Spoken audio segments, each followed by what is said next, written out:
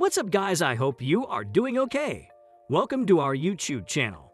As usual, today we have a riveting topic about the most useless mega projects in the world. It is a topic you don't want to miss out on. Stick with me to the end. In this video, we'll be talking about how some projects in the world have been so extravagant with money to create some things that really don't make sense. You will be shocked at how much money has been used for certain projects and all the effort only for them to remain senseless. The most useless mega projects in the world. Number 5. Interstate H3, USA of Hawaii. It passes through the Aloha state that has a very beautiful scenery. While this is just breathtaking, it is so glam that some motorists had to stop by indicating traffic hazards so that they could just admire the state. From this description, who wouldn't want to visit such a place? But aside from that, the Interstate H3 is one of the most useless megaprojects that has been set up in that area. Don't go anywhere because in the next few seconds, I will be telling you why it's useless. Back in 1960, there was the first proposal to build the Interstate H3. This was done with great considerations in mind, which we can all agree that it was a good idea. This was because the highway was supposed to connect the Pearl Harbor Naval Base on the south side to the Marine Corps Air Station that is located on the East Coast. After the announcement was made to start the construction, a lot of environmental groups came together to oppose that. They were joined by the native Hawaiians who kept on worrying that urbanization could take place because of that project. Environmental laws of the time aimed at protecting the surrounding valleys, and they strongly disagreed with this, but it didn't last that long. Wait for the next part. 26 years later, in 1986, the Congress accepted the project to go on, and it was finally excluded from the environmental laws. Construction finally began in 1987, and the highway was officially opened in 1997, and that was about 37 years after the original proposal. Interstate H3 is referred to as the engineering marvel because of the hard terrain that it was constructed on. Also, the technology used in the construction was very advanced, which was pretty amazing.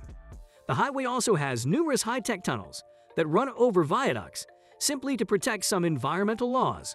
This project was very expensive because they used about 5 times of the budget they had planned for.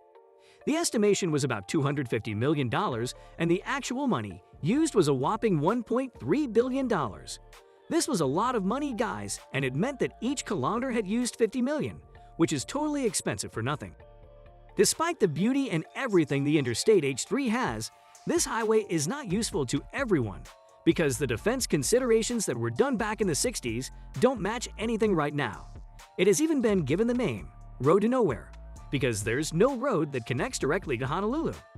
The native Hawaiians vow never to use this highway because they think it's cursed. Although it's considered useless, some people still use it, unlike other projects that we'll be looking at. Those ones are completely abandoned, so keep watching to find out about the other projects. Number 4. Ciudad Real Central Airport, Spain. Spain is one of the glam travel destinations, and this is what transpired the idea of establishing this airport. It was mainly for holiday travelers within Spain. It was also created as an alternative for the main airport in Madrid that is overcrowded. This new airport had one of the longest runways that could serve about 2 million people in a year. Not so many airports can do this.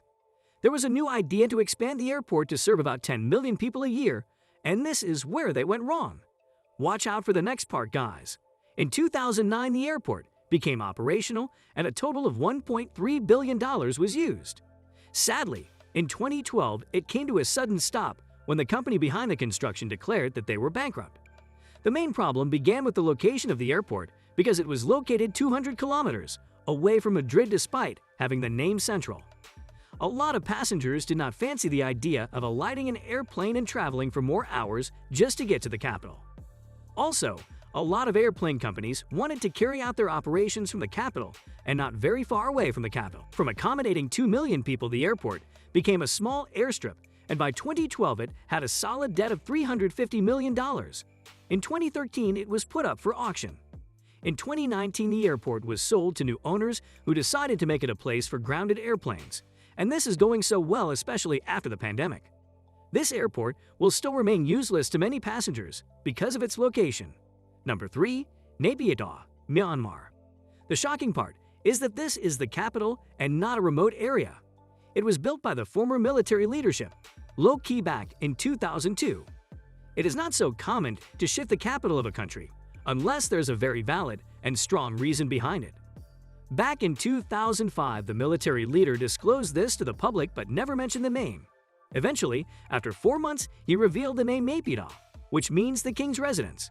The reasons to shift the capital city are still unknown, and people have a lot of controversial debates as always.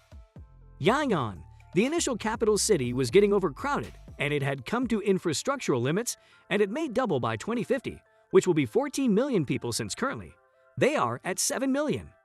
The city has consumed about $4 billion, and it has very amazing features, but still, the population is missing because people don't live there. It has a nickname of the Ghost Town.